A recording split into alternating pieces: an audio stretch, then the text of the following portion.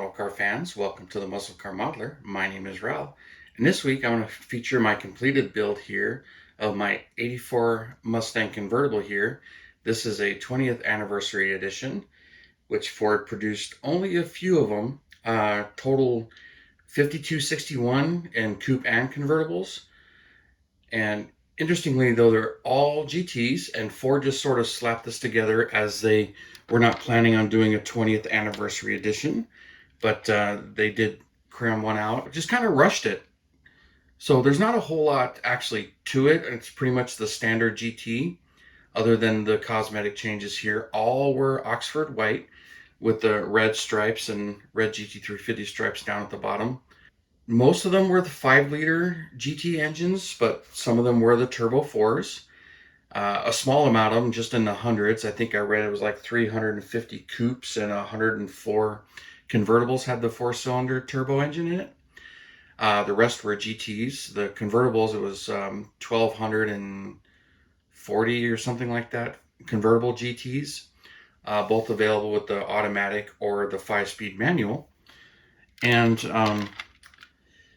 interestingly, there's nothing on the outside. It's funny, it's got the Shelby GT350 stripes on the side in red, and nothing on the outside said Shelby anywhere on it. It doesn't say GT anywhere on the outside either, which I think is kind of interesting, but I do like they put the vintage emblems on here. But when I first saw this car many years ago, I thought 20th anniversary, but it's an 84. But the 20th anniversary of the Shelby would have been 85. But, you know, after reading and researching it, they're not celebrating the 20th anniversary of the Shelby. It's the 20th anniversary of the Mustang, even though all Mustangs are technically 65s, even though they came out in 64. So they kind of rushed it because, you know, as far as titles and VINs go, there are no 64 and a half Mustangs. This is considered an 84 and a half because it was pushed like mid-year and kind of rushed, as Ford really wasn't planning on doing a 20th anniversary, but there was enough thoughts and demands like, hey, so they kind of pushed it through and just went with this Oxford white, red interior. All of them were that way, and white tops. So I did do the soft top in white, but and then the inside of the tops were black, which is kind of interesting, but that's the way they were at the time. But all the tops are white. You know, somebody had mentioned a red top, and I thought that would be really cool, but, you know, I looked into it, and that would be a custom done thing, as Ford didn't do that. But I thought it was pretty cool. I think it would look really good with a red top, but that's why I did the red convertible boot, because they did have this convertible boot here. And I'll leave that on. It scratches the black paint on the black trim, so just kind of leave that on there. But if I push it down, it does do that. But anyway, on the 84, they really didn't do anything mechanically to it. It was kind of a soft year for it. It did have the high output 5-liter, but there were some things that were coming down the road that really made the ones after this more desirable as far as performance go. Like for 85, the roller cams came in. 84 still had the flat tappet cams. 86, the better fuel injection came in, where this is carbureted. So there were technology advancements that were coming down the road, and also these special TRX wheels that are a nightmare to get the tires for, which is why a bunch of these you do not see with the factory tires. I understand they do reproduce them, and they cost a lot of money, so many people that are drivers or whatnot, and for the longest time they weren't available, so the wheels were taken off and maybe discarded and upgraded. And I've seen a ton of them where they put the pony wheels on, the 16-inch pony wheels, which I think look great, but they don't belong on the actual car. But still very cool, and I can completely understand going away from those rims because of the tire issues and supply issues, the performance and the looks on going in. Also, 84 was, I mentioned the last year of these, but also they didn't have the quad shocks. That came out in 85. So the rear suspension on this only has the 2 shocks, where the later kits have the 4 shocks, but the quad shocks was introduced in 85. So it's a pretty accurate chassis. It's got the single exhaust with the dual tailpipes and all of this stuff. And most of this is right from the Revell Monogram kit. One thing I did add were the Marshall fog lights, so you can see them there, and came out looking really good. Really happy with the way that came out. And then here's the 5-liter engine, of course, which is straight from Monogram, as it's actually a Monogram kit, but had that 5-liter in it. So this was, for me, a long stalled build, and I did do a few things to it. I showed, and I'll show them again, my started build, because it was a built up when I bought it on eBay back in 2010, and it was half unpainted, half painted, glued, but it was a nice builder, and it was easy to take it apart and rebuild it. Some things were missing, but not much. Redid the taillights. Those are the taillights that were on it. Same thing with the headlights. The convertible top was actually missing the up top, but this is easily sourced from any of the convertible kits because it's actually the same as far as 91, 92, 89, and then this 83 convertible as far as Monogram, even though the box really doesn't say what year it is. But when I was researching it, I noticed a few differences in the interior. This one is a 5-speed stick, and the way the dash is made looks really nice, but some of the trim items, and the console, the way it's shaped, kind of tells you it's a little bit different year, or maybe not that accurate. And same thing, I kind of changed the steering wheel out for one that was closer, but still not truly accurate. And as I mentioned before in one of my videos, you can see in the headrests, I cut the solid screen out and actually put a metal mesh in there and painted it the same satin red. And if you like my license plate, I put 20th on there. So I thought that was kind of fun, just put it in there because I really didn't have a license plate for it, but I wanted to dress it up and enjoy it. By doing so, I made sure I got the Keith Marks decals to get these red stripes, which are actually a metallic. So look at that, they really shine. The hard part was getting this decal, which is a very fine pinstripe, and I cut it really thin and got it in there. But she came out looking really awesome. And some of the details in here with the way the grill is foiled and black washed in there a little bit and rubbed out.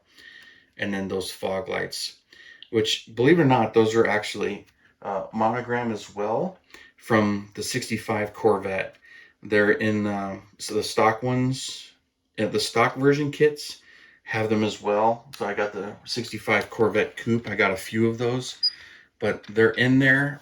They're in the Max Rat kit as well, which is what actually uses them. But the stock versions had those in it as well. So I had used those, and they ended up being perfect. But that's one of the things that actually stalled this kit, was I wasn't sure how I was going to do that and create those fog lights. I did end up filling these with putty, and I'll post those photos because I didn't really film any of it. And then I eventually just dremeled those holes out and worked it and got those lights to fit. And like the way they came out, they're in there flush, like the real cars look, and just came out pretty nice. So most of my procrastination was me not wanting to do that or afraid I was going to mess up, as this is a pretty rare kit nowadays, and even back then. And if I stumble upon another one, I'll grab it. Maybe just do the regular GT convertible. But when it came to the car, I had to sand off the 5.0 emblems that were right here. And then the only other thing, there was a LX right next to the Mustang letters on the trunk here. I did sand the LX off, but left the Mustang alone. And this Ford badge, those are the Ford badges that came on the car molded in, that one and the grill. I just foiled them and then put some blue paint in there, and then I clear coat over them afterwards, as far as before I put the clear on the entire body. But really happy with the way this thing came out. And being that it's one of the few that has the GT350 stripes, but it doesn't say Shelby anywhere on it, which, just like the 65 Shelbys actually didn't have the word Shelby on them, or the 66s, but they did have the CS logo in the wheels. But as an interesting footnote, I knew that Carroll Shelby had sued Ford over this car because of the use of that GT350 stripe. Now, Ford had purchased the rights to use the Cobra name from Shelby, and they did. but they never purchased the rights for GT350. And at the time when this car was introduced, Carroll Shelby was teamed up with Dodge, making those Chargers, which they had just announced for '84, and coming out with the Omni GLH, which those are pretty. It's kind of funny, not very well liked car, thought of as a joke, but for what was available in '84, those were pretty potent cars and turbocharged in there and everything. So, but Carroll Shelby was suing Ford over the use of the Shelby GT350 stripes right there because Ford didn't have the rights to use them. And what I was trying to find out was what the results were, but all I could find was they had come to an agreement, settled out of court, and there was a misunderstanding, is all I can find about that. And I didn't dig very deep. I was just Googling Shelby sues Ford, trying to find stuff like that, but really wasn't anything on this particular car on that. So I found that a little bit disappointing, but I wanted to know more about it. But the whatever the settlement was, it was done quietly, and it was marketed or announced that it was a misunderstanding. So it was kind of left alone. But with the 5,261 of these or 60 of these running around, pretty rare car, pretty interesting car in my footnote, as it's one of the few that say GT350, but it's not associated with Shelby. And I just thought that was fascinating. But it's just a good looking car, and white with red. I don't think Carroll Shelby did any with red stripes from the earlier ones. I think they all either had blue stripes or white stripes. And then the later ones, 68 and later, there was maybe a few other colors, but I still can't think of any with red stripes. But anyway, that's enough of that one. And this was a fun build for me, one that I really wasn't planning on getting excited about, but I was getting excited about Mustang convertibles and reminiscing, and remembered I had this build.